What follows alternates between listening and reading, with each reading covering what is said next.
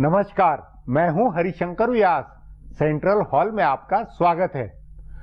खबर आई गई हो गई, लेकिन उसके प्रशासनिक मतलब भी गहरे हैं और राजनीतिक मतलब भी।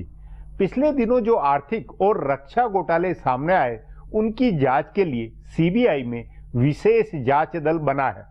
यह एसआईटी अगस्ता हेलीकॉप्टर खरीद में दलाली के मामले की जांच करेगी, तो विजय माल्या के बैंकिंग घोटाले को भी जांचेगी। एसआईटी का गठन होना नई बात नहीं है। राजीव गांधी की हत्या की जांच के लिए भी सीबीआई में एसआईटी बनी थी, मगर भ्रष्टाचार के मामले में सरकार का खुद सीबीआई में एसआईटी बनाना दिलचस्प है। आमतौर पर सुप्रीम कोर्ट के कहने से एसआईटी बनती है। इस दफा सरकार ने खुद फोकस के साथ जांच कराने के लिए एसआईटी का फैसला लिया। गुजरात काडर के अफसर राकेश अस्थाना की कमान में एसआईटी बनी है। इसकी समय सीमा को लेकर खबर नहीं है, मगर एसआईटी के बनने का ही अर्थ फोकस से जांच है। अगस्ता हेलीकॉप्टर के सौदे में किन लोगों ने रिश्वत खाई और पैसों के लेन देन की कैसी क्या कड़ियां थी, इसे जानना हंगामेदार होगा। इसका अर्थ है कि मोदी सरकार अगस्ता मामले को बोफोर्स की तरह भटकने नहीं देगी। सवाल है, सरकार की इस संजीदगी को राजनीतिक जमात ने कैसे लिया होगा? क्या यह नहीं लगता कि मोदी सरकार भ्रष्टाचार के मामले में विरोधियों को घेरने वाली है? कांग्रेस के दो मुख्यमंत्री हरीश रावत व वीरभद्र सिंह की सीबीआई में जैसी हाजिरी लग रही है, उससे भी संकेत है। कांग्रेस और एनडीए विरोधी पार्टियों में इससे अलग बिसात बिछेगी तो सत्ता पक्ष की अलग। आज इस पर चर्चा है, मगर उससे पहले गपशप और खास सुर्खियां है। शुरुआत सियासी गपशप से करते हैं।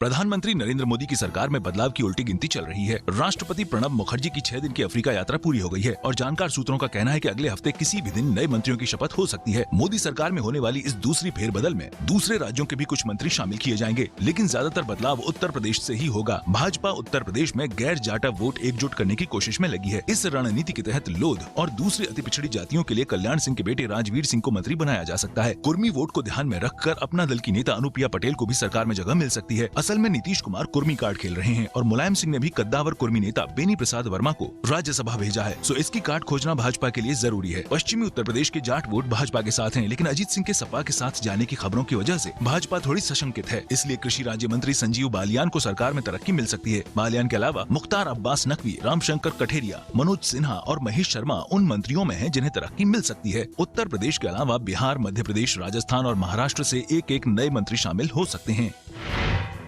केंद्र सरकार में फेरबदल के बाद अमित शाह भाजपा संगठन में फेरबदल करेंगे। बताया जा रहा है कि इलाहाबाद की राष्ट्रीय कार्यकारिणी में इस बारे में चर्चा हुई है। हालांकि भाजपा के नेताओं का कहना है कि संगठन में बदलाव की चर्चा इससे पहले दिल्ली में हुई राष्ट्रीय कार्यकारिणी में भी हुई थी, लेकिन उसके बाद कई महीने बीत गए, कोई पहल नहीं हुई है। कई महीनों के इंतजार के बाद महेंद्र पांडेय को सचिव के तौर पर पार्टी मुख्यालय का जिम्मा मिला है। असल में अमित शाह को संगठन में मामूली बदलाव करना है। पार्टी के उपाध्यक्षों और महासचिवों में कोई खास बदलाव नहीं होना है। 1 या 2 नए नाम इनमें जुड़ सकते हैं। इसी तरह पार्टी के सचिवों और प्रवक्ताओं में भी इक्का दुक्का बदलाव होगा, यानी मौजूदा टीम ही काम करती रहेगी। अमित शाह ने कुछ ही दिन पहले पार्टी पदाधिकारियों की नियुक्ति की है। बताया जा रहा है कि असली बदलाव पार्टी के प्रकोष्ठ और मोर्चों में होना है। अमित शाह ने पार्टी में बने 2 दर्जन प्रकोष्ठ भंग कर दिए हैं। जानकार सूत्रों के मुताबिक दिल्ली में हुई राष्ट्रीय कार्यकारिणी की बैठक में तय हुआ था कि सिर्फ 8 प्रकोष्ठ बनाए जाएंगे। हालांकि ये तय नहीं है कि कौन कौन से प्रकोष्ठ बनेंगे। सो प्रकोष्ठ भंग होने से बेरोजगार हुए सारे नेता चक्कर काट रहे हैं, लेकिन किसी को सकारात्मक संकेत नहीं मिल रहे हैं।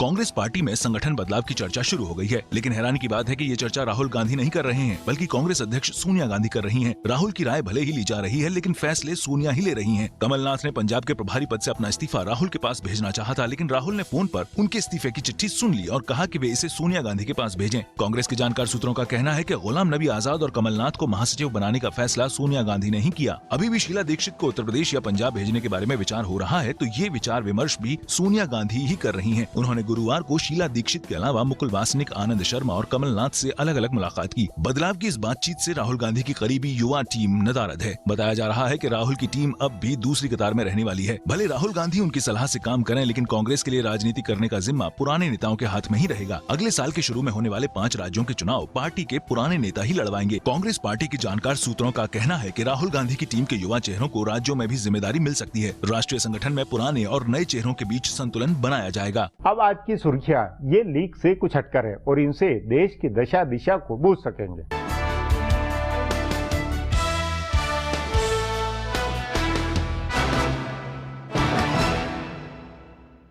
अहमदाबाद की गुलबर्ग सोसाइटी में 2002 के दंगों के दौरान हुए नरसंहार मामले में अदालत ने आखिरकार आज सजा का ऐलान कर दिया। अदालत ने 11 दोषियों को उम्र कैद की सजा सुनाई है। एक दोषी को 10 साल की सजा सुनाई गई है और बाकी दोषियों को 7-7 साल की सजा सुनाई है। विशेष अदालत ने 2 जून को ही फैसला सुना दिया था, जिसमें 24 आरोपियों को दोषी करार दिया गया था और 36 आरोपियों को बरी कर दिया गया था। साथ ही इस मामले में साजिश रचने के आरोपों को खारिज कर दिया था। फैसला सुनाए जाने के बाद सजा को लेकर बहस हुई, जिसमें अभियोजन पक्ष ने सभी दोषियों के लिए फांसी की सजा की मांग की थी। गौरतलब है कि 28 फरवरी 2002 को करीब 400 लोगों की एक भीड़ ने गुलबर्ग सोसाइटी में आग लगा दी थी, जिसमें कांग्रेस के पूर्व सांसद एहसान जाफरी सहित 69 लोग मर गए थे। सजा का ऐलान करते हुए विशेष अदालत के जज ने कहा कि वो दिन भारतीय समाज का सबसे काला दिन था। मारे गए पूर्व सांसद एहसान जाफरी की पत्नी जकिया जाफरी और उनके परिवार के लोग विशेष अदालत के फैसले से संतुष्ट नहीं हैं। जकिया जाफरी ने कहा है कि वे ऊपर की अदालत में अपील करेंगी।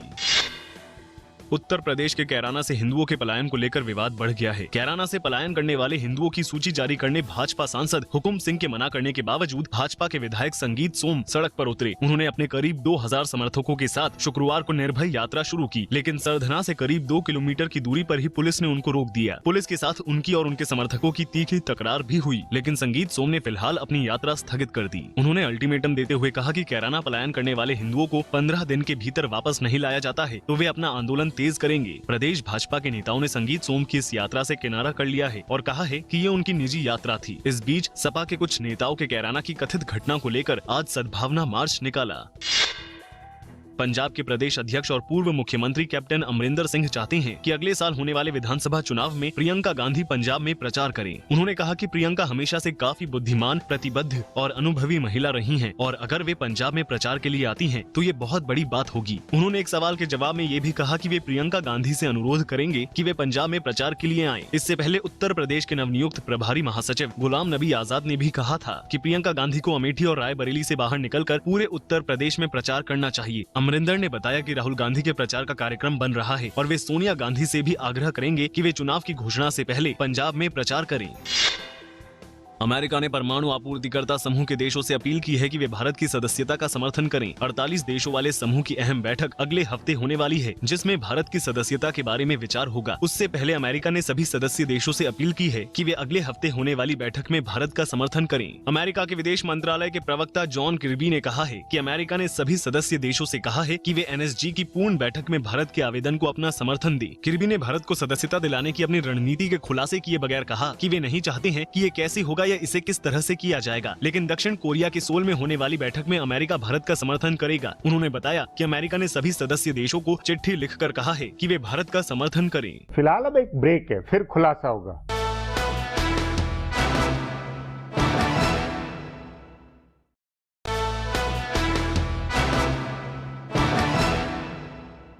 सीबीआई में बना विशेष जांच दल उन बड़े घोटालों की जांच करेगा जिसमें महत्वपूर्ण लोगों के शामिल होने का शक है। इस बात का राजनीतिक अर्थ चाहे जो निकाला जाए, पर जांच की जरूरत पर कोई सवाल खड़ा नहीं कर सकता। हर कोई कहता है, चाहता है कि दूध का दूध और पानी का पानी हो। इस पर आगे चर्चा करें, उससे पहले देखें मेरा ये खुलासा।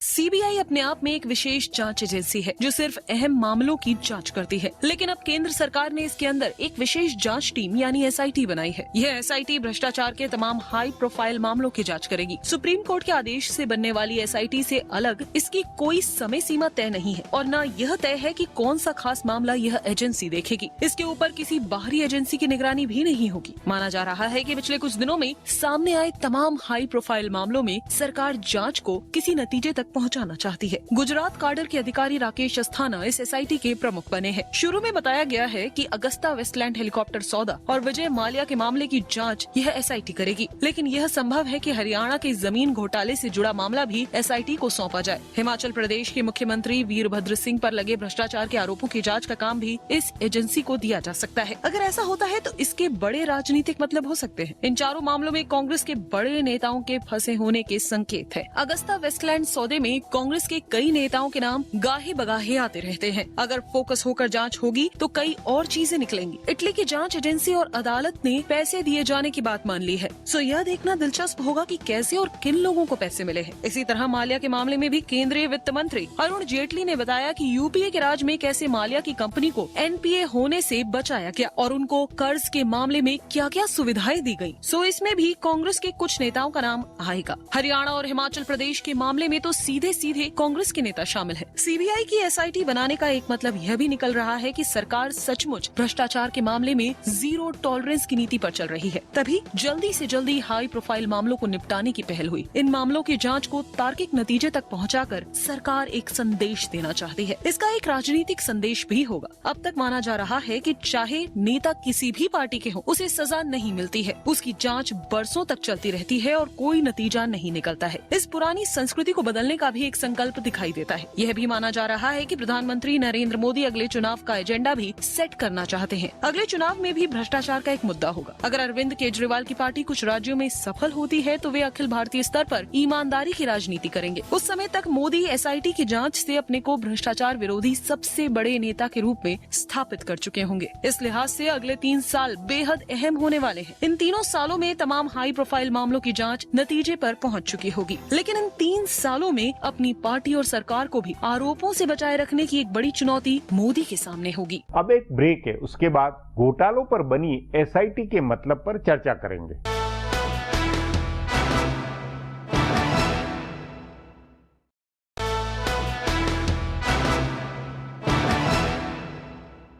यूपीए सरकार के घोटालों की जांच के लिए पहले से ही कई तरह की जांच और अदालतों में कार्रवाई है, मगर उन सब से अलग अगस्ता हेलीकॉप्टर घोटाला है।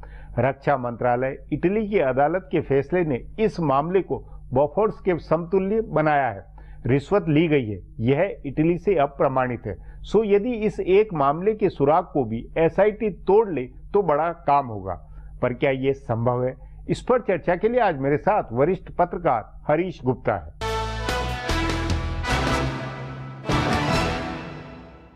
हरीश जी, अगस्ता हेलीकॉप्टर मामले में, विजय माल्या के बैंकिंग घोटाले के मामले में CBI के भीतर विशेष जांच दल का गठन किस बात का संकेत है? इसकी तुक क्या है? देखिए, SIT जो है वो तो पहले भी CBI में गठित होती रही है। नहीं, वो या तो कोर्ट कराती रही है, या जैसे राजीव गांधी की हत्या जैसे मामले, गंभीर मामले, दूसरे तरह के मामले, करप्शन के किसी मामले के ऊपर ऐसा कोई हुआ क्या कभी? आप बताएं। हुआ है। शारदा स्कैम में भी जैसे SIT का गठन किया गया था। अच्छा, हाँ।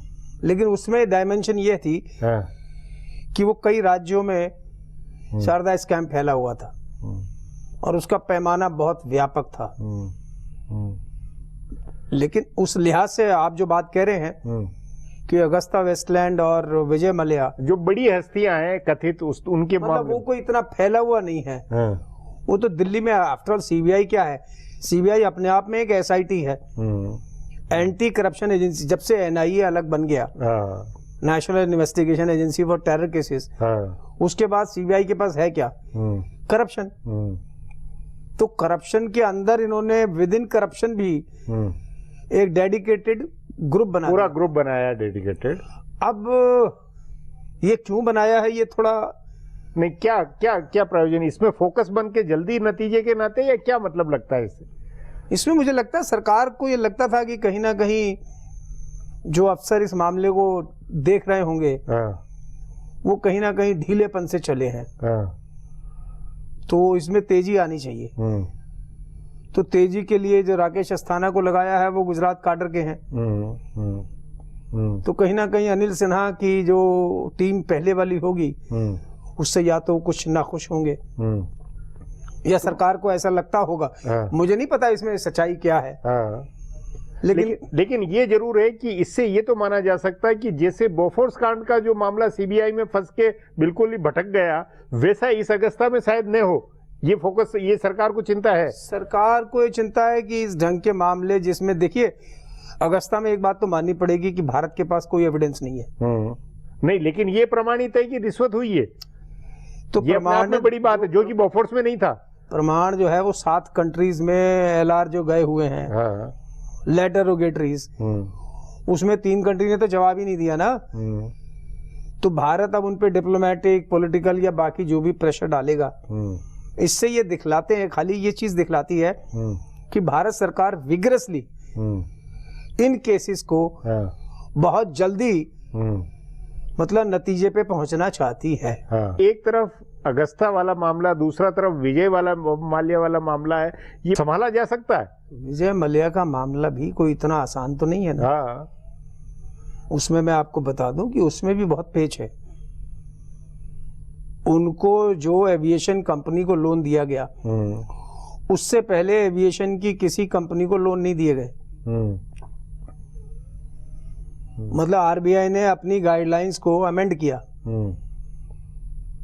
उस नाते ये महत्वपूर्ण है, ये एंगल आप बता रहे हैं। किसने उसमें चेंज किया, किसने एविएशन जुड़वाया, क्या क्या क्लॉजेज उसमें डलवाई, पॉलिसी को बनाना और पॉलिसी किसके फायदे के लिए बनाई जाती है, यही तो काम कर सकता है ना मंत्री, वरना बाकी तो सब संतरी होते।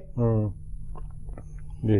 तो विजय मल्ल्या का मामला इस हिसाब से बड़ा गंभीर है और महत्वपूर्ण है, उसकी भी जांच बहुत महत्वपूर्ण है। मतलब लगता है कि मतलब ये सिर्फ बैंकिंग की लेनदारी, बैंकिंग कर्ज देने का वही मामला नहीं है। नहीं, देखिए अगर एसआईटी बनाई है तो सरकार की सोच ये तो है ही। और विजय मल्ल्या, मैं समझता हूँ भारत सरकार इसको टेस्ट केस की तरह देखना चाहती है, क्योंकि ब्रिटिश गवर्नमेंट ने कहा है कि ये कि भाई हम ये कोई क्राइम तो है नहीं, आपके यहाँ तो अभी कुछ है नहीं, किस बेसिस पे हम एक्स्ट्राडाइट कर दें। ये कोई ड्रग मनी नहीं है, टेरर मनी नहीं है, और लेजिटिमेट पासपोर्ट पे वो आपके देश से हमारे यहाँ फ्लाई करके आया है। तो कहीं ना कहीं एसआईटी बना के सरकार ये इस एसआईटी का आपके अनुसार कुछ राजनीतिक असर, कुछ इस पे राजनीति की बिसात कैसे क्या बने? एक ही संदेश है राजनीतिक कि जो अफसर इसकी देखभाल करने वाले हैं वो गुजरात काडर के हैं। अब आप इससे कुछ नहीं, उससे नहीं, लेकिन इसका ये कि भाई इस पर पूरी इस मामले की तह में जाना, हालांकि ये उन विपक्ष की तरफ से भी कहा हुआ है कि दूध का दूध पानी का पानी हो, लेकिन फिर भी इसके राजनीतिक अर्थ तो निकलेंगे। इसके राजनीतिक अर्थ ये निकलेंगे कि देखना पड़ेगा कि अब एसआईटी बनाकर अगर भारत सरकार ये चाहती है कि भाई 1 या 1.5 साल के समय में ही इसको हम खत्म कर सके, वरना एसआईटी बनाना अपने आप में कुछ ऐसा पहली बार नहीं हुआ है। वो नहीं हुआ, लेकिन इससे प्राथमिकता, सरकार का फोकस बिल्कुल जाहिर होता है कि हम अगस्ता वेस्टलैंड में जिसने भी पैसे खाए हैं हम उसको छोड़ेंगे नहीं। अब किसने खाए हैं, वो तो जो लोग पकड़े गए हैं, जिन लोगों को इतने बड़े बड़े हेडलाइन छपे जी, वो सब शांत क्यों हो गए, मेरे को तो अभी तक यही समझ नहीं आया। भले एसपी त्यागी वाला मामला हो, ये जितने थे पहले भी पूछताछ हो चुकी थी, पहले भी मामला हुआ था, फिर वापस, तो इसीलिए तो एसआईटी ने एसपी त्यागी साहब ने तो कह दिया कि एमके नारायण साहब ने हाइट नीचे की जी। अब एमके नारायण उस समय नेशनल सिक्योरिटी एडवाइजर थे जी, तो वही यही तो तमाम तो लगता है कि जो पहले वाले लोग थे वो एमके नारायण को बुलाने में डर रहे होंगे जी, अब ये एसआईटी बुला लेगी जी। तो उस नाते अब जांच का दायरा गंभीरता पूर्वक, ज्यादा व्यापक और ज्यादा दो टूक बेबाकी से होगा, ये एक सोच हो सकती है जी। हरीश जी, इस पे कितना आगे कार्रवाई होगी, ये तो कहते हैं नाई बाल कितने बोले सामने आने ही वाले हैं जी। हरीश जी, बातचीत को यहीं समाप्त करेंगे। प्रोग्राम में आने के लिए बहुत बहुत धन्यवाद। हमारा प्रोग्राम अब यहीं खत्म होता है। आग्रह है प्रोग्राम पर अपनी राय hsvyas@nayaindia.com पर ईमेल करके बताएं या hsvyas@Twitter और Facebook/नया इंडिया न्यूज़पेपर पर जाहिर करें। अब सोमवार को फिर मिलेंगे इसी चैनल पर इसी समय।